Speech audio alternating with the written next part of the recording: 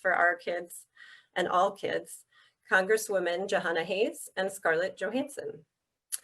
Congresswoman Jahana Hayes serves as the U.S. Representative for Connecticut's 5th Congressional District. She was recognized as National Teacher of the Year in 2016 and then ran for Congress in 2018, becoming the first African-American woman and first African-American Democrat to represent Connecticut in Congress.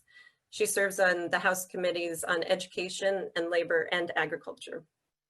And actress and producer Scarlett Johansson is a Tony and BAFTA winner and 5-time Golden Globe nominee. She most recently starred in the final installment of the Avengers film series, Avengers Endgame, in the Golden Globe nominated Marriage Story and in Taika Waititi's Jojo Rabbit. Welcome to you both. Thank you so much for being here. Scarlett, do you want to add some thoughts? I have a young daughter, Rose, who's 6 years old, who's going into 1st grade this year. And I have to say, I echo the same, sentiment as Congresswoman Hayes.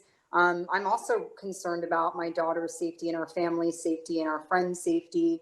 I think right now, like so many parents, I'm sort of grappling with, two things that I'm deciding. On one hand, I talked to my daughter's pediatrician and he's saying, the most important thing for children, young school children that are, under that 3rd grade, 2nd grade, 1st grade is socialization. It's so important for their mental health. It's so important for, for how they socialize, how they grow, how they become, members of society. And in some ways, your parents, I think, are forced to try to decide what's more important, their children's mental health and their children's developmental health or their physical health. Is it more important for your kids to go physically to school and have that, much needed interaction with other children? But then on the same hand, you're putting your kids' health at risk, your family's health at risk. I personally have family members that are, high risk, and, I'm thinking, am I not going to be able to then see my mom or see, their family at risk, family members because my daughter is going to school? And it's a very, very scary time. And I think it's really, it's devastating that parents are being asked to grapple with this. It's very stressful, and it's just emotionally so draining. It's on top of being just scared for how the year is going to go. How to grapple with this online education, what that looks like, and how are working parents supposed to juggle all of those things. It's been very, very tough. Yeah, tough for everyone. As a mom yourself, like, what are you hearing from moms? What do you how do you think they're engaging, and any advice or thoughts you have from others who may want to become more active? I think it's hard because all of my, friends that are moms are juggling so much. They're juggling their children at home. They're working from home. Some of them have businesses that have failed or struggling. They are in, dual income households, and, both parents are trying to, figure out at times, who's using their computer and how to balance that. It's such a difficult time to really ask people to, with all of that going on, to give more of their time.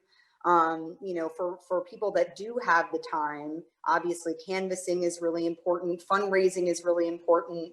Voter awareness and engagement is super important. I've been involved with the Get Out the Vote initiative for a very, very long time. And that there's different organizations and NGOs, obviously, that can, that are, I think, doing great work, like Get Out the Vote, and other bipartisan organizations. But, for me, I think the most important thing is moms helping other moms, women supporting other women. That has been a lifeline for me. It's been a lifeline for all of my friends with children. Just trying to figure out, okay, if we have to move to a plan B, you know, can we do virtual learning in one another's homes? Is there a way that we can create after school pods where everybody's committed to a safe environment, where our children can continue their education, and even, you know, just have the time to socialize in a safe place with one another? Thinking of ways that we can carpool now that there is no public transportation. You know, can we figure out ways that we can help each other make bagged lunches? All of that stuff is really, you know, so vitally important. And then just having the emotional support from other moms and being able to, you know, have a shoulder to cry on and just talk about how tough this is. And, you know, I mean, that is all, you know, been invaluable, I think, and will be, you know, continue to be invaluable, you know, for certainly the upcoming months, you know, up until the election. I think that's, you know, we're just all waiting with bated breath, just, you know, and you know, hoping that, you know, we'll be alleviated of this, because it's going to be, I think it's going to be a very tough winter for so many parents. You know, which direction we go on policy. This is about civility now. This is about decency. This is about where you want your kids to grow up. Absolutely. And I think it is, as we've talked, it's hard being a parent on a good day, but to be able to be afraid that your children will pick up bad behaviors from, you know, the highest office in the land is something that, you know, I think would have been unthinkable prior to this time. Mm-hmm. I'd love to, before we wrap, I'd love to pivot then to, you know, a lot of people are discouraged right now. A lot of people are hurting right now. So I want to end on a positive and hopeful note. So I'd love to ask each of you